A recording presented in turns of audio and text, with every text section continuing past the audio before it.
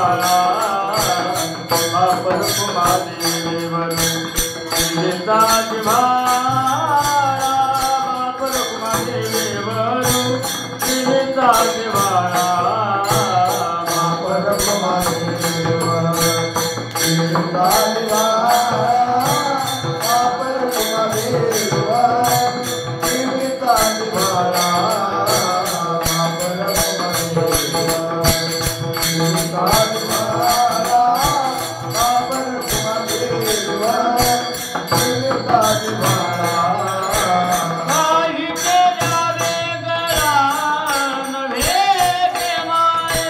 काही केल्या वेगळा नव्हे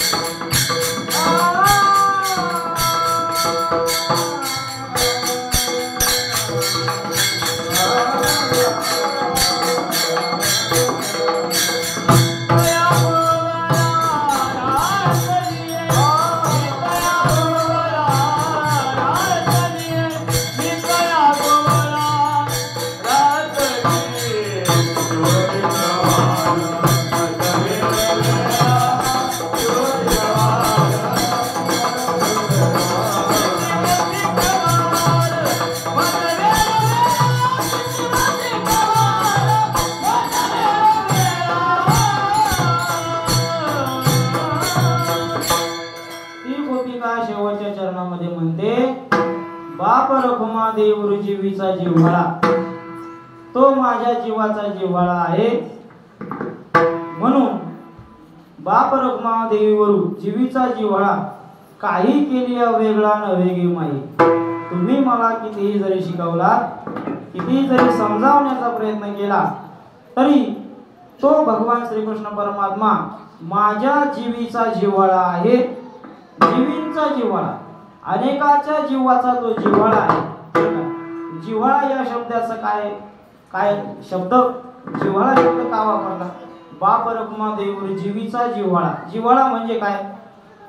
जिव्हाळा म्हणजे जसं आता सध्या बघा, डोंगरामधून एखाद्या ठिकाणी जर पाण्याचा पाझर फुटत असेल, पाझर जर येत असेल थोडं थोडं पाणी, तर त्याला जिव्हाळा असं म्हटलेलं आहे. भक्तीमध्ये तसा आपल्या अंतःकरणामध्ये भगवंताच्या भक्तीविषयी पाझर फुटला पाहिजे. तसं वरून जर पडलेली जर तेलाची धार, पाण्याची धार जर वर जर खाली टाकली तर तुटत तुटत खाली येते. तेलाची धार जर खाली टाकली तर डायरेक्ट खाली येते. त्याला जलधारवत आणि तैलधारवत असं म्हणतात. भक्ती प्रेम हे तैलधारवत असावं, जलधारवत नसावं.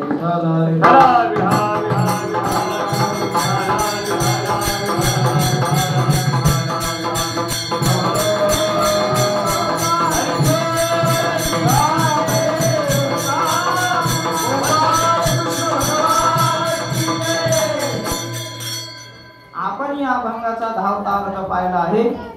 आज काल्याची कीर्तन सेवा असल्यामुळे मुख्य अभंगाचा भावार्थ सांगून भगवान श्रीकृष्णाचं लीलाचरित्र आपल्याला सांगावं लागतं. आपण भगवंतांनी केलेल्या कृष्ण लीलाचं वर्णन काय आहे ते पाहणार आहोत. तत्पूर्वी विठोबारमय भजन करा. विठोबा रखुमार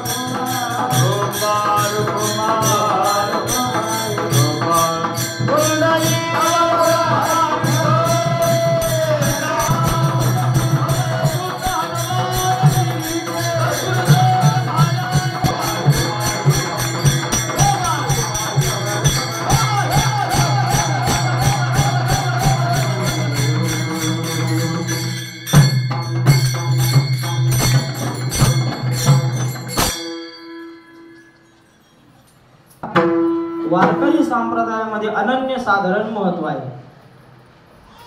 7 दिवसाच्या सप्ताहामध्ये 8व्या दिवसाची जी सकाळच्या प्रहराची जी कीर्तन सेवा असते ती काल्याच्या कीर्तनाने त्याची सांगता होते. का बरं असं का? 7 दिवसाचे कार्यक्रम संध्याकाळी असतात आणि आजचा जो शेवटचा काल्याचा कीर्तनाचा कार्यक्रम असतो तो सकाळच्या प्रहरामध्ये असतो, दुपारच्या प्रहराच्या आधी. काय कारण आहे? त्याचं कारण असं आहे की भगवान श्रीकृष्णांनी गोकुळामध्ये जो गोपाळांच्या समवेमध्ये जो गोपाळ काला केला, आपण त्याला गोपाळ काला असं म्हणतो, एकत्रित जो काही भक्तीचा खेळ खेळला आहे भगवान श्रीकृष्ण गोकुळामध्ये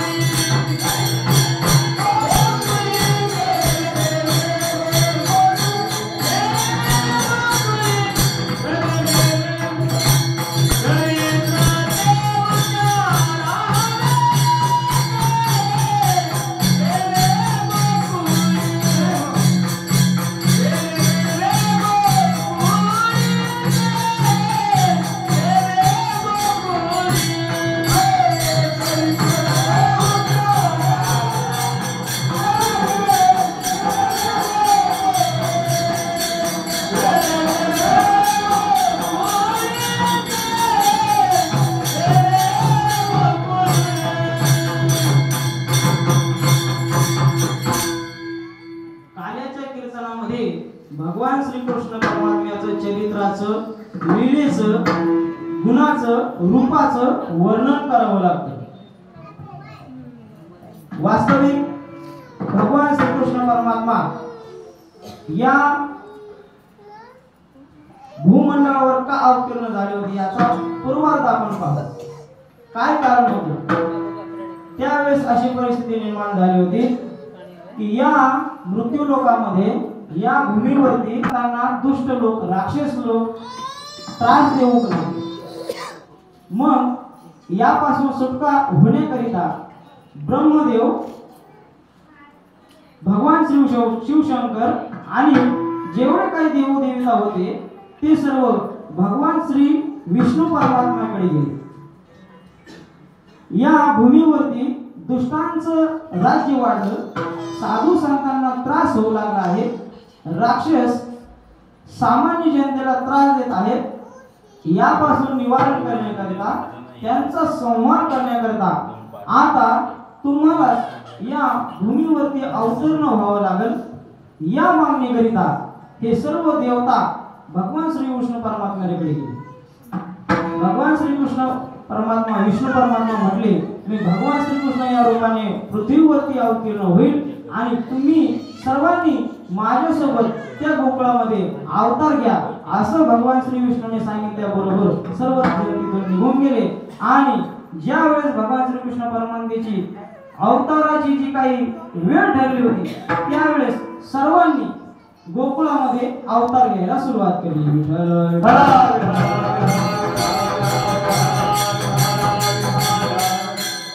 श्रीमद भगवद्गीतेच्या 4थ्या अध्यायामध्ये अवतार मी का घेतो, यदा यदा हि धर्मस्य ग्लानिर्भवति भारत अभ्युत्थानम धर्मस्य तदात्मानं सृजाम्यहम्. जे धर्म जात आघवे युगायुगे म्या रक्षावे, ऐसा ओघ हा स्वभावे आद्यासे. ज्ञानेश्वरी ही ओवी आहे 4थ्या अध्यायातली. ही ओवी 4थ्या अध्याय आपण पहा. ज्ञानेश्वर आपण वाचतात, रोज वाचतात आपण ज्ञानेश्वरी, आपल्याला माहिती असते करायची.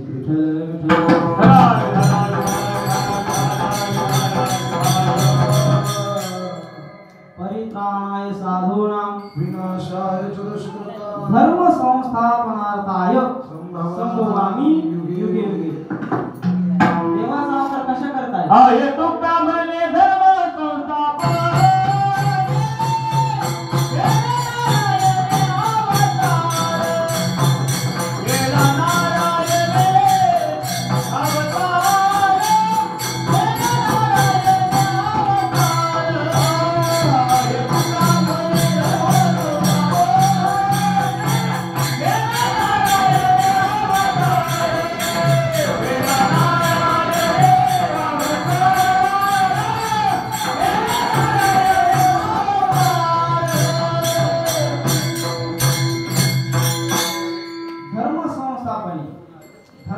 स्थापनेकरिता धर्म तर स्थापलेला आहेच, परंतु धर्माला ज्या वेळेस ग्लानी येते, अधर्म वाढू लागतो, त्यावेळेस भगवान वेगवेगळ्या रूपामध्ये या पृथ्वीवरती अवतार घेतात. विनाशाच्या दुष्कृता त्यावेळी आपल्या चरणी काय वारे मी साकार होऊन अवतरे. मग अज्ञानाचे अंधारे गिळून निघाले. अधर्माची अवधी तोडी दोषांची लिहिली फाडी सज्जना करी गुढी सुखाची उघडी. मी पविकाची काजळी फेडोने कधी पोजळी तरी योगी पाहे दिवाळी निरंतर. स्वसुखे धर्म ना स्वसुखे विश्वमध्ये धर्म निघती नांदे भक्ता निघती दोंदे सात्विकाची. पंडू कुमार ऐसे या काजा लागे अवतरे मी योगी योगी परी हे जीवनचे जो जगी तो विवेकिया. माझा अवतार वेळोवेळी होतो कशा करिता होतो धर्माच्या स्थापनेकरिता होतो. हे जो ओळखतो तो विवेकी आहे असं ज्ञानोबराय ज्ञानेश्वरीमध्ये सांगतात. विठ्ठल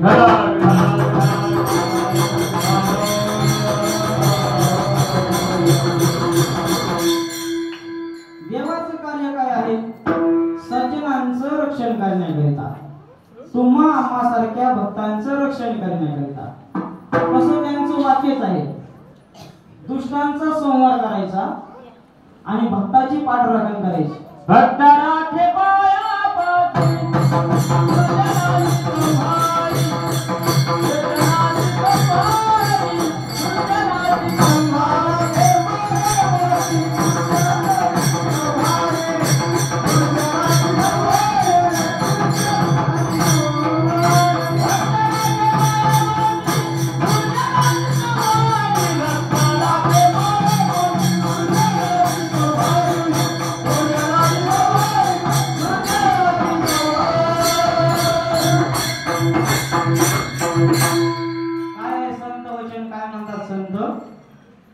देवाचा अवतार कशा करिता असतो भक्ता राखे पायापाशी दुर्जनांशी संवारी. जो दुष्ट आहे जो साधू संतांना त्रास देत आहे जो साधू संतांची देवाची भक्ती करीत नाही त्याचे करिता त्याला दंड देण्याकरिता भगवान स्वतः अवतार घेतात.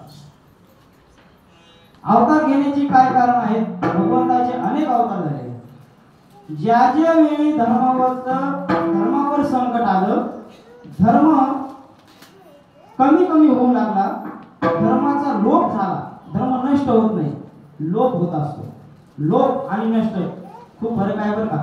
आपण बोलत असताना रोजच्या भाषणामध्ये जे शब्द वापरतो ते अत्यंत चुकीचे वापरतो.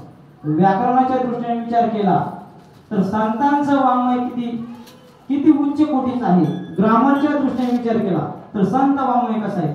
संतांच्या अभंगाचा कोणत्याही दृष्टीने विचार केला कोणत्याही सगळ्यात श्रेष्ठ सगळ्यात पवित्र वाङ्मय हे संतांचं आहे. संतांची तशी भाषा आहे. व्याकरणाच्या दृष्टीने विचार केला तरी त्याला अर्थ सापडेल. विशेष अशा भावनेचा जर विचार केला तर संतांचा भाव काही वेगळाच आहे. साहित्याच्या दृष्टीने विचार केला तर साहित्यामध्ये सर्वात श्रेष्ठ संतच आहे. टेक्नॉलॉजीने विचार केला वाढत्या विज्ञानाच्या युगामध्ये तर सगळ्यात मोठे संतच आहे. नवे नवे विज्ञान जिथं संपत तिथून अध्यात्म सुरू होतं. आज जरी सायन्स टेक्नॉलॉजी फार डेव्हलप झाली असली मोठी झाली असली तरी ती संतांच्या वाङ्मया पुढे जाऊ शकत नाही.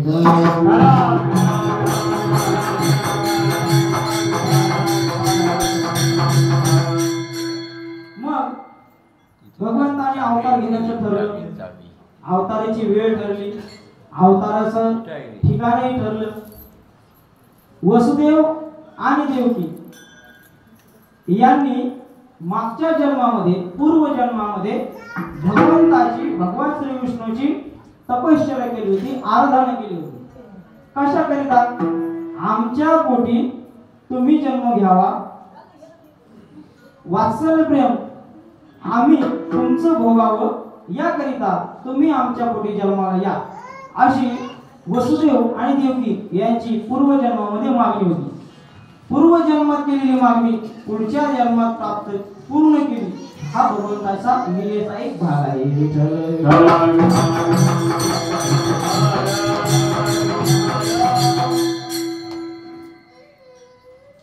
कारागृहामध्ये बंदिस्त असताना भगवान श्रीकृष्ण परमात्मा अवतीर्ण झाले.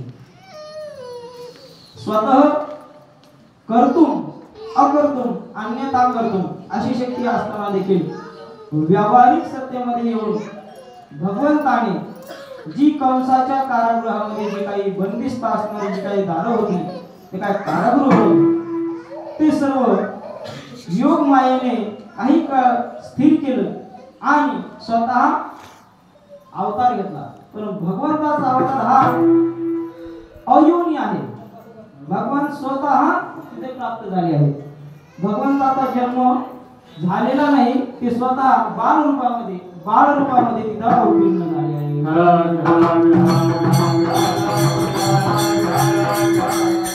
अवतीर्ण झाल्याच्या नंतर आता ही जर बातमी जर कंसाला कळली तर हा कंस आपल्या मुलाला मारून टाकेल या भीतीपोटी भगवान श्रीकृष्णाचे माता पिता देवकी आणि वसुदेव यांना काळजी वाटू लागली.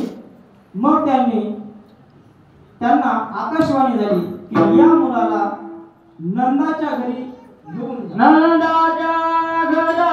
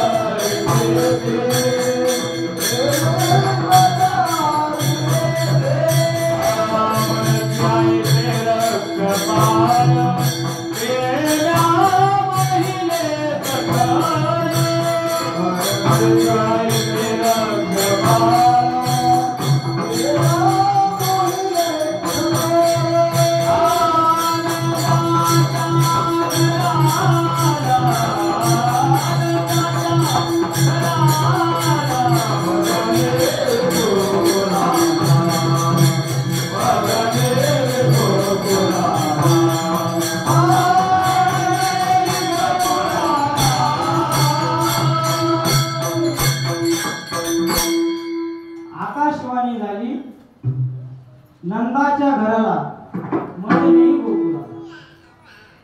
या मुलाला नंदाच्या घरी न्या म्हणजे हे मूल सुरक्षित राहील. म्हणजे भगवान श्रीकृष्ण परमात्मा बाळ रूपामध्ये होते. वसुदेवाने डोक्यावरती एका टोपामध्ये भगवान श्रीकृष्णांना घेतलं आणि जाऊ लागले. वास्तविक कारागृहामधून बाहेर पडले. जात असताना वाटेमध्ये यमुना मातेला वाटलं की आपण भगवंताचं दर्शन घ्यावं. यमुना मातेचं अनेक वर्षाची जी काही तपश्चर्या होती ती आज पूर्ण होणार होती. म्हणून यमुनेने सर्वकडे पाणी आपलं असं वाढवून घेतलं. महापूर आला यमुनेमध्ये.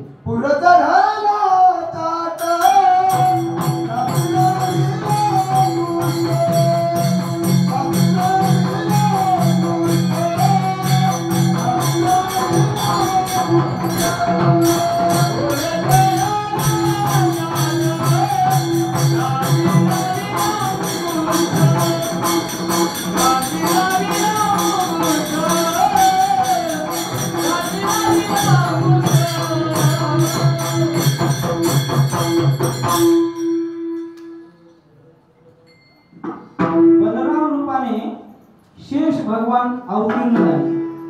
शेष भगवंताला वाटलं आपण या जन्मामध्ये भगवान श्रीकृष्णाचे मोठे बंधू आहोत. मग भगवान श्रीकृष्णाची सेवा आपल्याला करण्यास जमणार नाही. म्हणून त्यांनी काय केलं, आपली शेषाची जी काही फणी आहे ती भगवंताच्या अंगाच्या वरती सावली म्हणून पावसापासून संरक्षण व्हावं याकरिता असं शेष भगवंताने रूप आपलं प्रकट केलं. वसुदेवाने नंदाच्या घरी भगवंताला तिथे ठेवलं, सांगितलं याचं रक्षण करा. आम्ही कारागृहामध्ये आहोत, याला कंसापासून याचं रक्षण व्हावं. ही जर बातमी कंसाला कळली तर तो या मुलाला मारील, म्हणून आम्ही या मुलाला इथं ठेवत आहोत. आता तुमची जबाबदारी आहे की या मुलाचा सांभाळ करा. विठ्ठल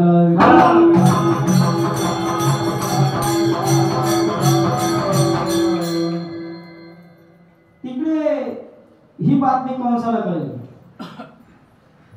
मग आता पुढचं किती भगवान श्रीकृष्णांना मारण्याकरिता अनेक असुरांना पाठवलं. खूप प्रयत्न केला भगवान श्रीकृष्णाला मारण्याचा. पुतना राक्षस पुतना मावशीला पाठवलं.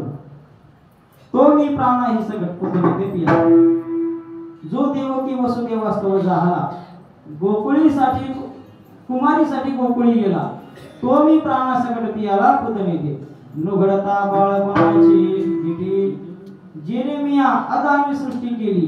करी देखोनी गिरी उमापली महेंद्र महिमा. कालिंदीचे हृदय शिल्ल भेडले. जेरेमिया जळत गोकुळ राखिले.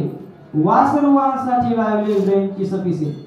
प्रथम दशेची पहाटे माझी कंसाविषयासाठी महाधेंडी अवजटी लीळाची नसे. हे काय किती एक सांगावे तुवाही देखील ऐकले आघावे. परी यादवा माझी जाणावे हेची स्वरूप माझे.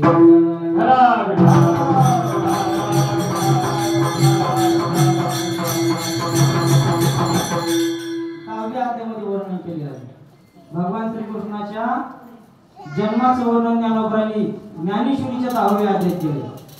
एकाच ओळीमध्ये 3 दृष्टांत सांगितले. 3 दृष्टांत.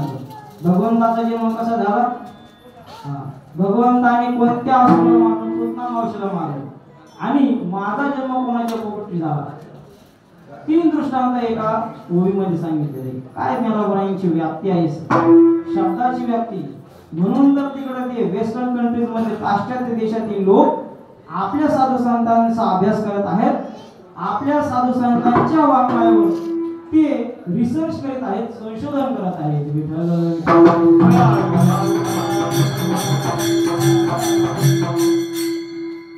तेच लोकांचं वाक्य The great philosopher, fundamental of knowledge, divine and peace, Saint Sri Gnaneshwar Maharaj. Dnyaneshwar Maharaj एक ग्रेट फिलॉसॉफर आहे. त्यांच्यासारखा तत्वज्ञ, त्यांच्यासारखी फिलॉसॉफी जगात दुसरे कोणाची नाही. त्या पाश्चात्य देशामध्ये प्लुटो आणि ऑरिस्टॉटल खूप मोठे तत्वज्ञ होऊन गेले, परंतु ते देखील भगवान श्री ज्ञानेश्वर महाराजांचं, श्री तुकाराम महाराजांच्या विचारांचं, त्यांचे जे काही थॉट्स आहेत त्याचं अनुकरण करतात.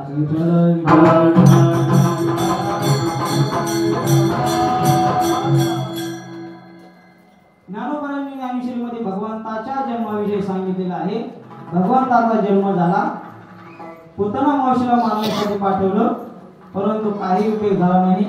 भगवंताने तिची सर्व शक्ती क्षीण करून टाकली, तिला मारून टाकलं. अनेक असुरांचा संहार केला.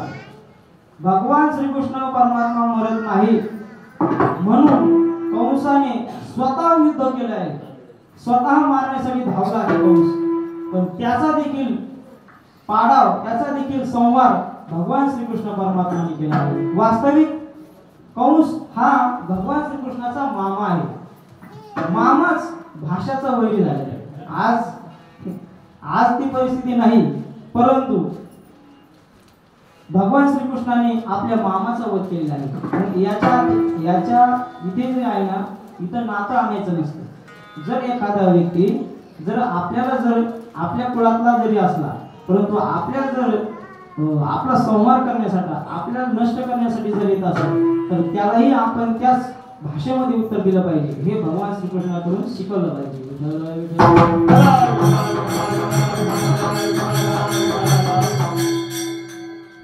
भगवान श्रीकृष्णाची ही जी युद्ध नीती आहे, छत्रपती शिवरायांनी याचंच अनुकरण केलं आहे. भगवान श्री रामचंद्र प्रभूंनी रामायणामध्ये मर्यादा पुरुषोत्तम असं म्हटलं जातं.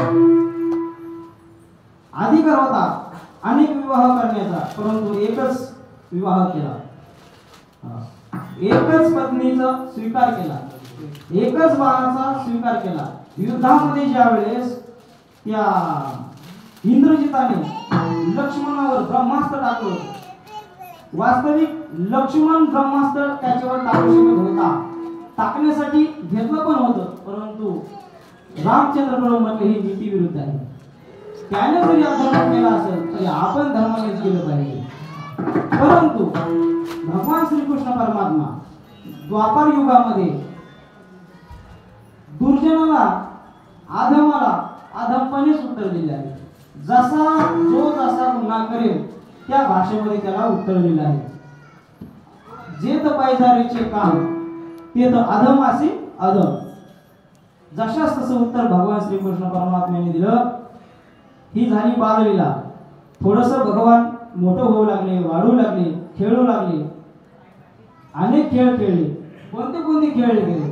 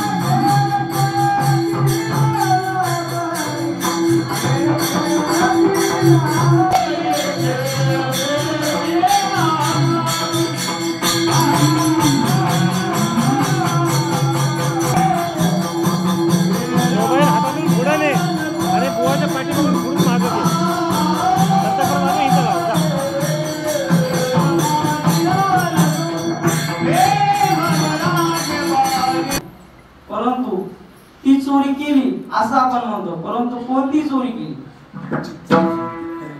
गोपिकेंच्या, गोपाळांच्या, भक्तांच्या चित्ताची चोरी भगवान श्रीकृष्णाने. चित्त चोरी रे नाथा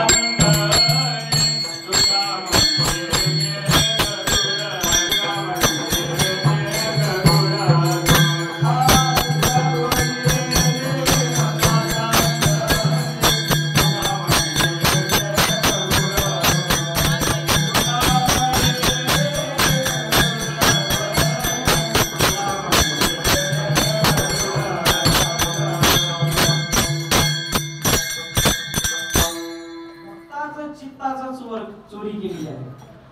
चित्त चोरले गोपिकांचं चित्त, हे जो अभंग घेतला होता ना, चित्त चोरले. ज्या ती गोपिका म्हणते याती कुळ माझे गेले हरपणे श्रीरंगा वाचून आणले किती वो शिकवाल मज वेळोवेळा मी तया गोळा राहतली. अर्थात या भाषेवरून गोपिकेचं चित्त चोरलेलं आहे असं आपल्या लक्षात येतं. ती एक चोरी झाली. अनेक चोऱ्या केल्या. चोऱ्या कोणत्या केल्या? एखाद्या घरी जावं भगवंताने, घर उघडं असेल नसल तरी सूक्ष्म रूप करावं, आतून घराची कडी दार उघडावं आणि सर्व गोपाळांना प्रवेश करण्याकरता या म्हणून सगळ्यांनी जायचं आणि त्या घरातील ज्या जुन्या काळामध्ये ज्या मडक्यामध्ये जे दही असायचं, तूप असायचं, लोणी असायचं, त्याची चोरी भगवंताने केली आहे.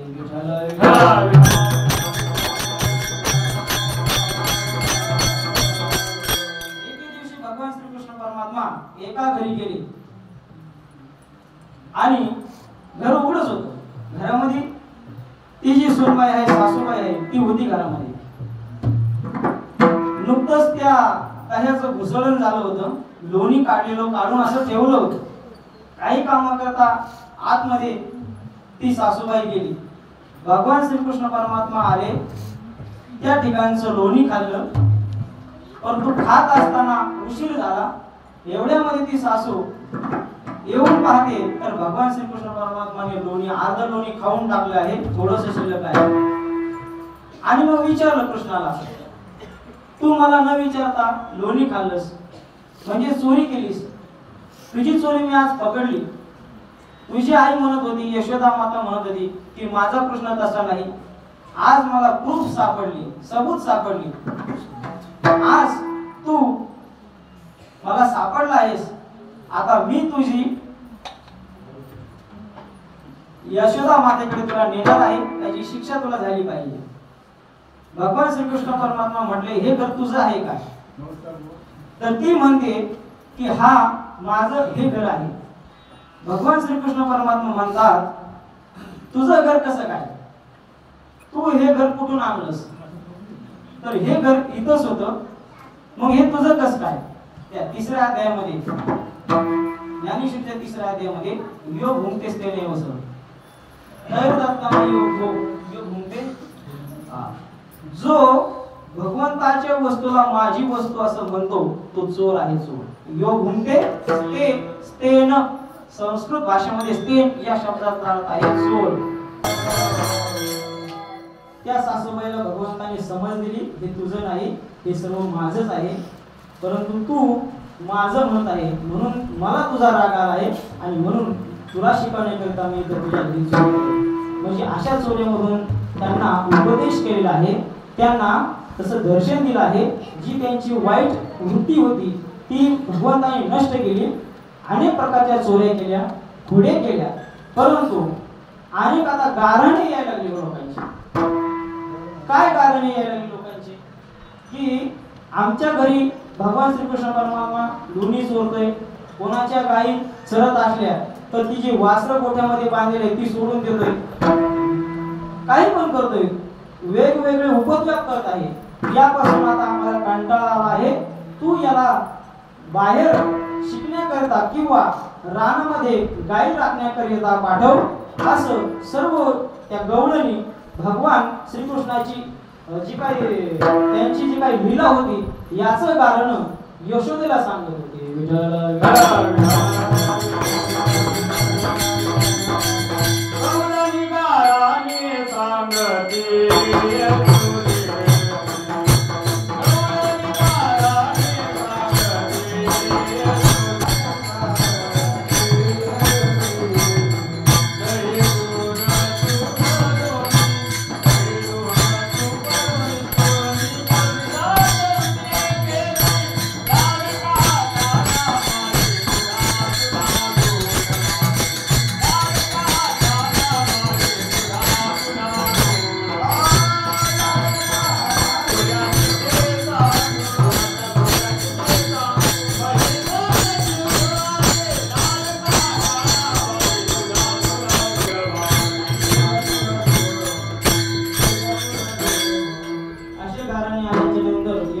विठ्ठल आता श्रीकृष्णाला गाई राखण्याकरिता रानात पाठवायचं.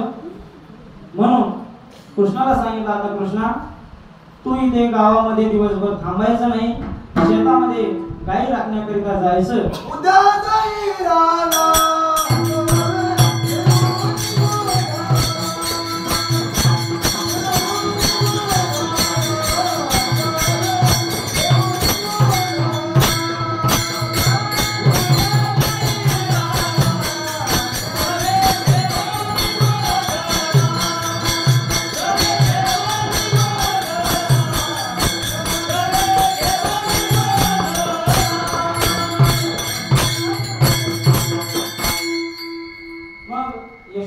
मातेने त्या कृष्णाच्या हातामध्ये काठी दिली, खांद्यावरती कांबळी दिली.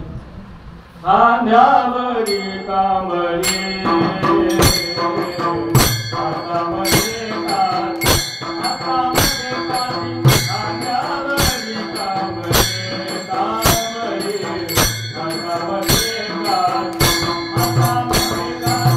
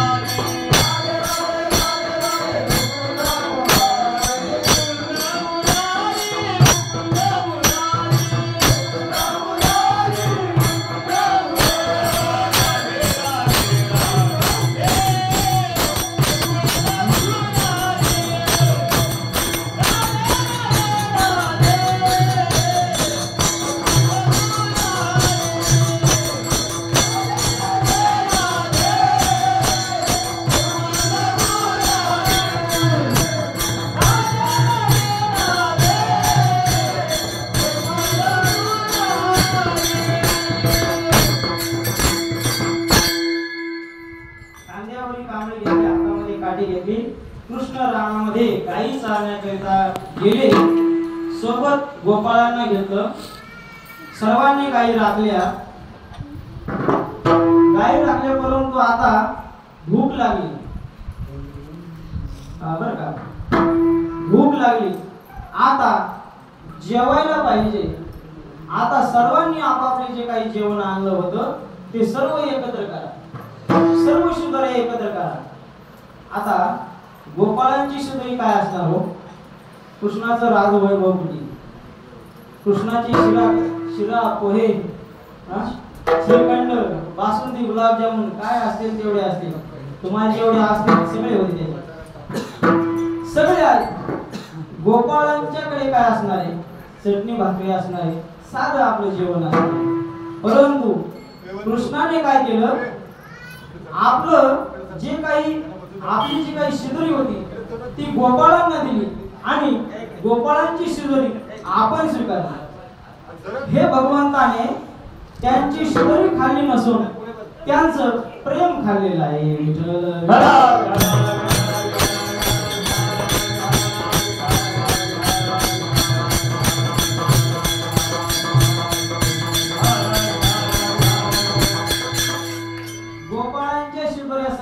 एकत्र केल्या आणि सर्वांनी एकत्रितपणे काय केलं? काला खाल्ला. आता कालेचे अभंग होतील. सांगितलेली मी जी काय आज श्रीकृष्ण चरित्र सांगितलं, काल्याचा असा नियम आहे की काल्याच्या दिवशी जो ठरलेला अभंग आहे गवळणच घ्यायची असते. कुठल्याही संतांचे असो, त्या गवळणीवर त्या गवळणीचा भावार्थ सांगायचा असतो आणि उर्वरित भागामध्ये श्रीकृष्णाने केलेलं बालचरित्र बरं का त्याचं वर्णन करायचं असतं. दहीहंडी फोडायची असते.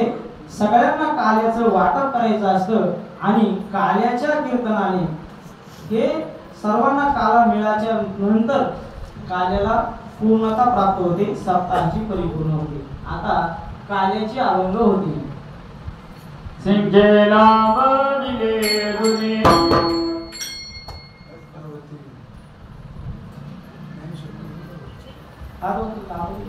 ज्ञानेश्वर माऊली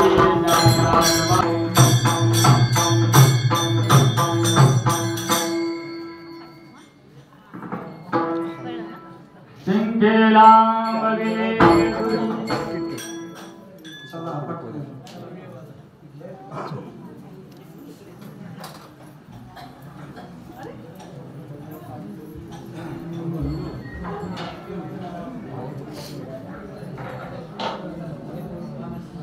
नहीं कर रहा हूँ।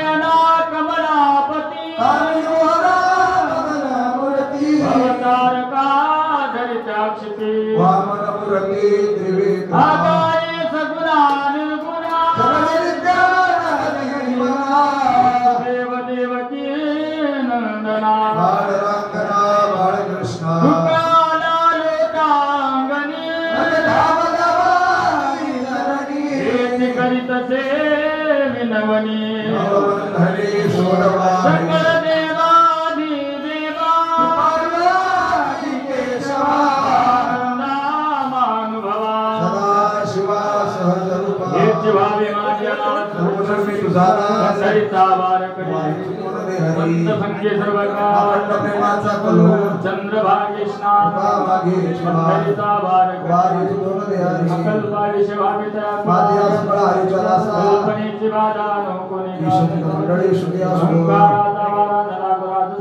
विष्णुदासा भाविकाशी मामनितया साविकंडा मागणे कृतप्रत्याये देशिकरी पाहे पांडुरंगा गानंदाज निर्वेद आणि तुझीलाही नमः गुरुदेवा कामनी आता उदारत होय गानंदाज निर्वेद मदे आणि तुझीलाही नमः गुरुदेवा ज्ञानदेव तुकाराम